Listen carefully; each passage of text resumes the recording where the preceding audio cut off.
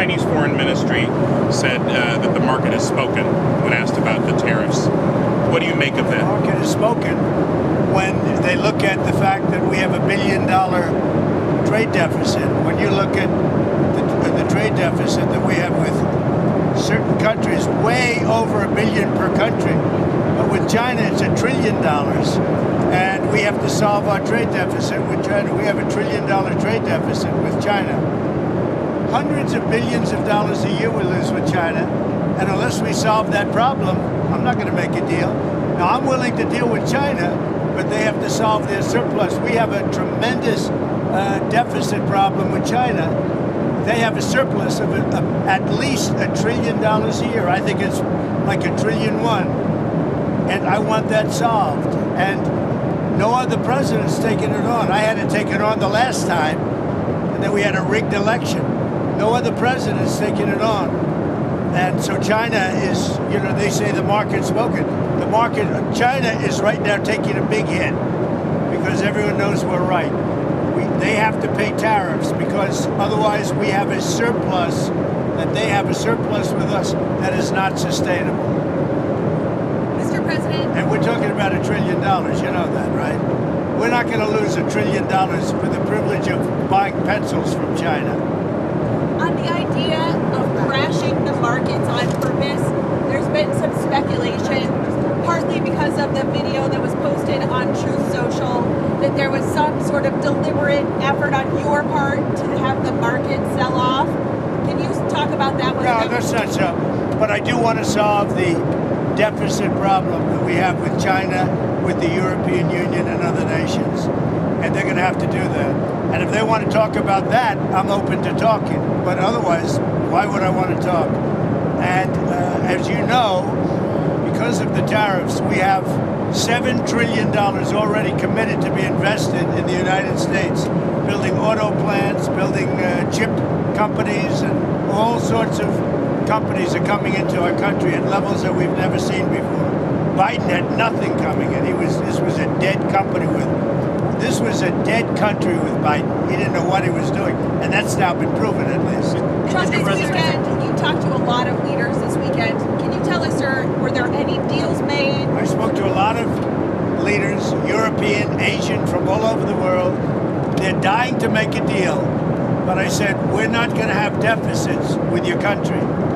We're not going to do that, because to me a deficit is a loss. We're going to have surpluses, or we're at worst going to be breaking even. But China would be the worst in the group because the deficit is so big and it's not sustainable. And I was elected on this. This was one of the biggest reasons I got elected, was exactly because of this. And we're going to put tariffs, we've already put them on. It's not a question of we will. We're going to put them on. And those tariffs next year will make us $1 trillion. In addition to the $1 trillion, thousands of companies are going to relocate back into the United States. In North Carolina, already furniture people are starting to move back in. In Detroit and Michigan, which I won, because of what I said, what I'm telling you, car companies are starting to open up. In Indiana, a big one is under construction, as an example, Honda. But they're moving in like nobody's ever seen this before. So it's unsustainable for us to allow China to have surpluses of $1 trillion.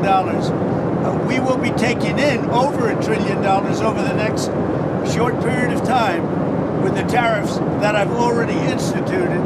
They're already in place. Now, what's going to happen with the market, I can't tell you, but I can tell you our country has gotten a lot stronger. And eventually, it'll be a country like no other. It'll be the most dominant country economically in the world, Mr. President, which is what it should be. Is there a Trump put, though? Is there pain in the market at some point? You're unwilling to tolerate this idea of a Trump put? Is there a threshold? I think your question is so stupid. I think it's I don't want anything to go down, but sometimes you have to take medicine to fix something. And we have such a horrible, we have been treated so badly by other countries because we had stupid leadership that allowed this to happen. They took our businesses, they took our money, they took our jobs. They moved it to Mexico, they moved it to Canada, they moved a lot of it to China, and it's not sustainable. We're not going to do it. Now we have hundreds of billions of dollars is pouring into our country. On a monthly basis, it's pouring, it's already started because they put tariffs on. And eventually it's going to straighten out and our country will be solid and strong again. Elon Musk has said he hopes for zero tariffs between the U.S. and Europe. Is that a place you'd like to also get to? Well, the problem is that Europe has made a fortune with us. You know, Europe also has had a tremendous surplus with the United States. Europe has treated us, it's a little smaller, but they've treated us very, very badly. China has, but Europe has also. Europe has been very, very bad to us. Europe has taken our leaders for a ride. They don't take our cars. They don't take our food products. They don't take anything. And we take their cars, Mercedes, Volkswagen, BMW. You know, we take their millions of cars. They take no cars. They don't take our farm product. They don't take anything. Europe's treated us very badly. We put a big tariff on Europe. They are coming to the table. They want to talk. But there's no talk unless they pay us a lot of money on a yearly basis. Number one for present, but also for past. Because they've taken a lot of our wealth away, and we're not going to allow it to happen. Sir, have you talked to any tech leaders over the weekend about the tariffs? Yeah, I talked to the biggest in the world. I talked to the biggest of them all. Many of them, but I've talked to, I would say 4 or 5 that are considered the biggest. They don't, you know what they said? We don't blame you. Who did you talk to? I don't want to say. I'll put it out. I may give it to you. NVIDIA CEO? I have to find out if they mind. You know, I don't know if that was a confidential call or not, but we had 5 or 6. I've spoken to many countries. They all want to do, just so you understand the power of what I'm doing. Every country is calling and being very solicitous of us. Very, very nice. They're being very nice. And we have to be able to justify. This is not sustainable. The United States can't lose $1.9 trillion on trade. We can't do that and also spend a lot of money on NATO in order to protect European nations. We cover them with military, then we lose money on trade. The whole thing is crazy. And I got elected on that basis. We explained it. You know, the American people understand it a lot better than the media, but the media understands it. And much of the media writes correctly about it, I must say. Sir, Okay. when are the next set of talks with Russia and who will participate, and where are we in terms of making progress in terms of peace? We're talking to Russia. We'd like them to stop. I don't like the bombing. The bombing goes on, and every week thousands of young people are being killed. And it's a horrible thing that should have never started, would have never started if I were president, 100%. On the tariffs, is it a negotiation Who are you now? with? Bloomberg, sir. Is it a negotiation or rules of the road? Go ahead, another question, please. Sir, About TikTok. She asked too many questions. Sir, about TikTok, there was a report that there was about to be a deal, but China changed its mind because of the I'd tariffs. say it was largely true. The report is that we had a deal pretty much with TikTok. Not a deal, but pretty close. And then China changed the deal because of tariffs. If I gave a little cut in tariffs, they'd approve that deal in 15 minutes, which shows you the power of tariffs, right? President, former New Hampshire Governor Chris Sununu is saying that he'll win the open Senate seat in New Hampshire and that he has no doubt you'll support him if he runs. Is that true? True. I told him. He came to my office, came to the Oval Office, and met with Chris Sununu, and I support him fully. I hope he runs. He's been very nice to me over the last year or so. But no, I hope he runs. I think he'll win that seat. Sir, when we get into late summer, early fall, and people are doing their back-to-school shopping, do you think they'll have inflation to worry about at that point? I think there's not going to be. I don't think inflation's going to be a big deal because if you look at me, I took in hundreds of billions of dollars. This is not new to me. I took in during my 4 years hundreds of billions of dollars from China. And we also took in a lot of money from other countries, but in particular China, because it was just getting started. And we had no inflation. Who had inflation was Biden. Biden had the worst inflation in the history of our country. I had no inflation. We had a perfect country. We had no wars. I ended them all. I defeated ISIS. Everything was good. And then when this numbskull got in, as they really call themselves now, numbskulls, but when he got in, bad things happened to our country, including our open border. And now we're doing very well with, we have the best numbers on the border that we've ever had. Speaking of the border, have you talked to Attorney General Pam Bondi recently about the cases going on with the deportations? Yeah, sure. It's really sad when you think that Biden allowed millions of people to come in, and if they find one, now I will tell you, the one, somebody said he's a member of MS-13, not Tren de Aragua. He's a member of MS-13, and therefore he should immediately be brought back. Well, MS-13 is just as bad as Tren de Aragua. So they say, oh, we made a mistake because he's not with them, he's with MS-13. Bring him back, bring him back. MS-13 is a very bad group.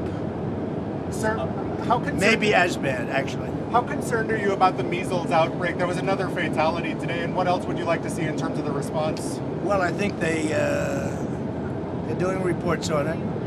It's so far a fairly small number of people relative to what we're talking about. It's something that people have known about for many, many years. I mean, measles has been, this is not something new.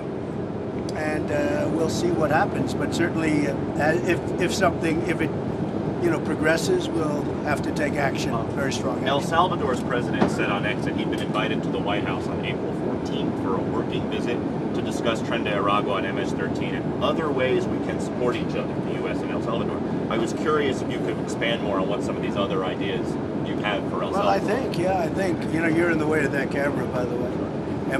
You should at least say that the camera operator should probably say that she's shooting the back of your head, I don't know why she doesn't say it. I have to say it instead.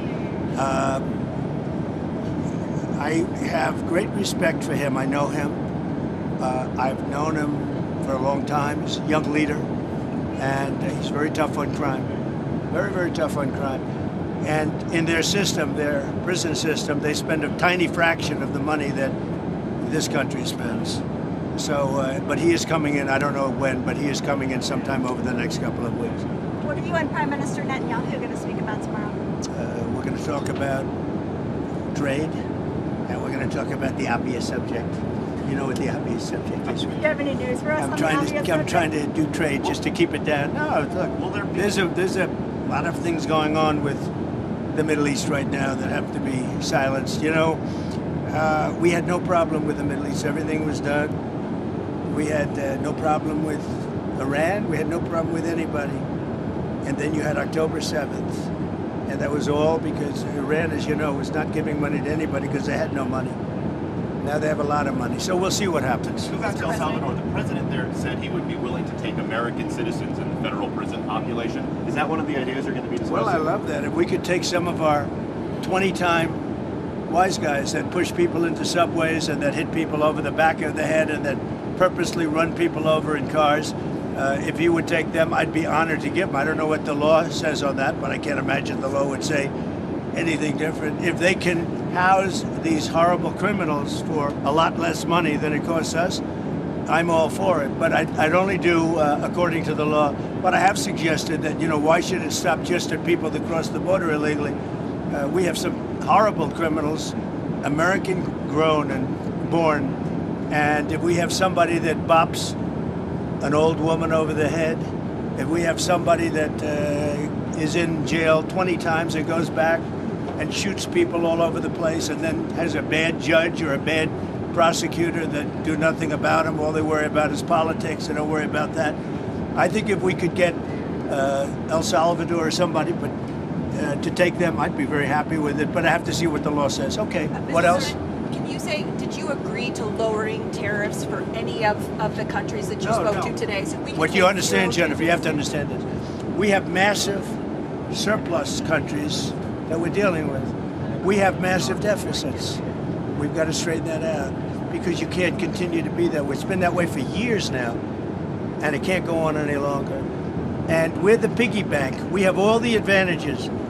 Forget markets for a second. We have all the advantages. We're going to straighten out. We're going to become a wealthy nation again. Wealthy like never before.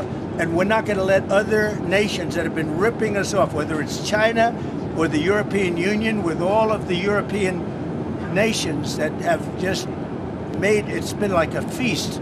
Look, the European Union was formed for one reason. You know what that was? To rip off the United States. So put that in your bonnet. I hope you had a good flight. Have a good time. Thank you for your time, Mr. President.